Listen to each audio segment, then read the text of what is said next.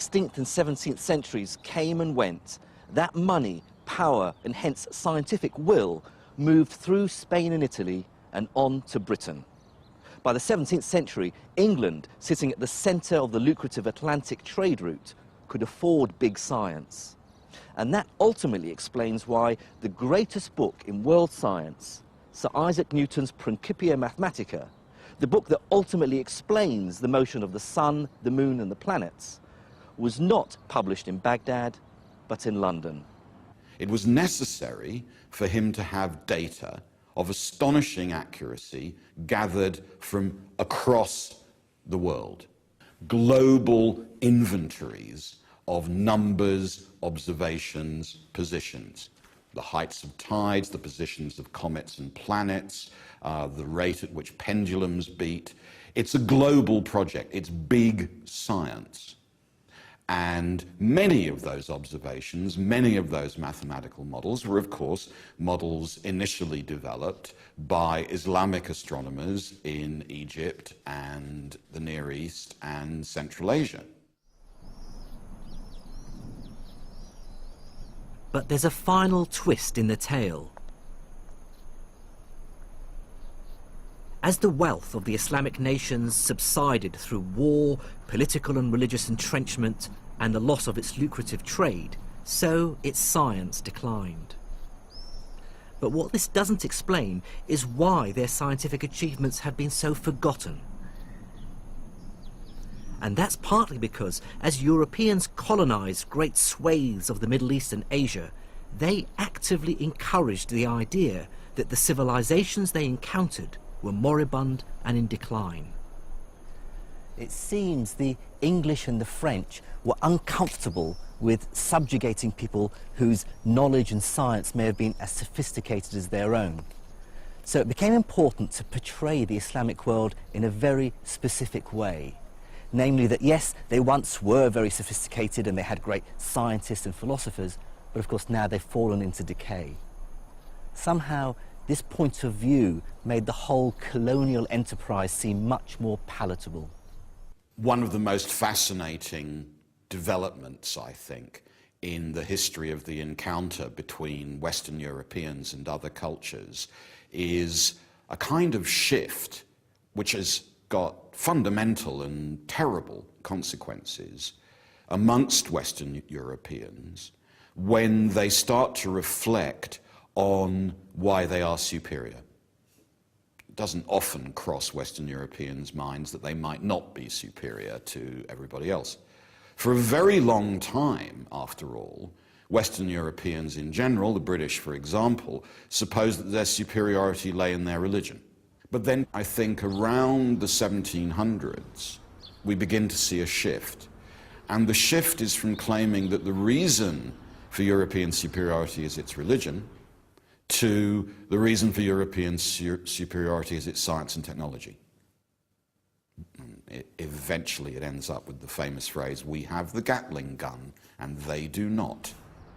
Europeans in that period were quite prepared to acknowledge that in ancient times, Islam, for example, had achieved great things in the sciences, but they weren't doing so now. So even recent Islamic and Sanskrit astronomy was imagined to be very old, because if it was very old, it meant that the culture the British were conquering was declining.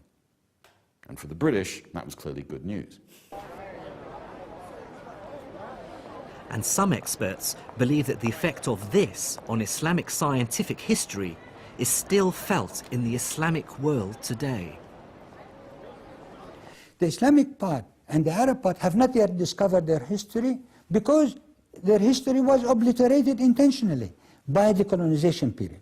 And unfortunately, when they rediscover it now, they're rediscovering it in bits and pieces.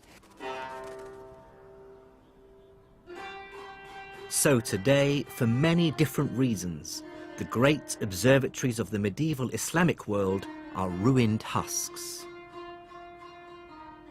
And it's true to say that most of the great scientific breakthroughs of the last 4 centuries have taken place in the West. But that's not to say that science has completely ground to a halt in the Islamic world. Now, in the 21st century, there are many examples of cutting-edge research being carried out. Well, I've arrived at the Royan Institute here in Tehran, where they carry out stem cell research, infertility treatment, and cloning research. I was surprised to learn that here in Iran, an Islamic state, potentially controversial science like genetic modification and cloning is condoned, even funded by a theocratic government. One of the uses is when a small part of the heart stops working, which is finally going to lead to heart failure.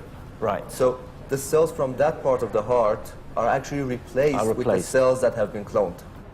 Another use of cloning in therapeutics is actually creating an animal which has the medicine in their milk, for example. So when we drink the milk, we actually receive the medicine we need. Considering genetic research has many vociferous opponents in Christian communities, I was intrigued to see that here in Tehran, they have their own in-house imam to offer support and advice on this sometimes quite controversial research. We have got this medical ethic committee here in Royan Institute, and every project which is proposed is investigated in this committee, and we see different aspects of it, and they have got to justify the project for us. I'm not enough of an expert in genetics to truly assess the quality of the work here, but one thing I can say is how at home I felt. Whatever cultural and political differences we have with the Iranian state, inside the walls of the lab, it was remarkably easy to find common ground with fellow scientists. Nature's rules are refreshingly free of human prejudice. That's something the scientists of the medieval Islamic world understood and articulated so well.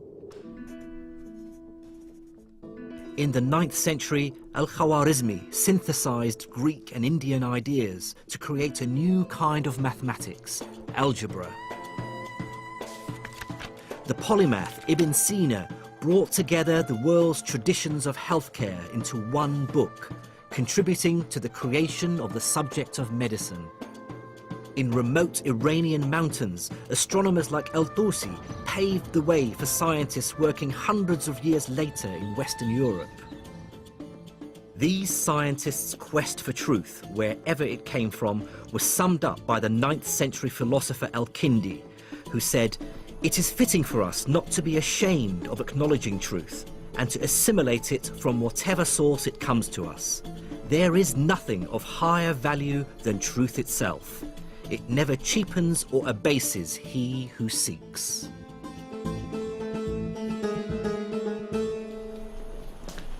One moral emerges from this epic tale of the rise and fall of science in the Islamic world between the 9th and 15th centuries. And that is that science is the universal language of the human race. Decimal numbers are just as useful in India as they are in Spain.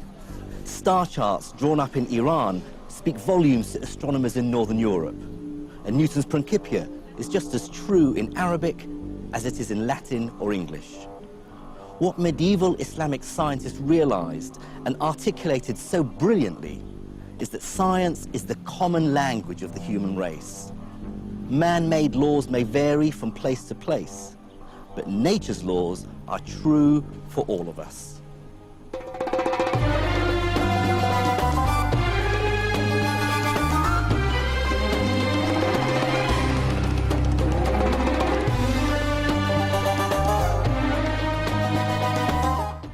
The science writer Ehsan Massoud weaves the story of science and Islam in this new book to accompany the series.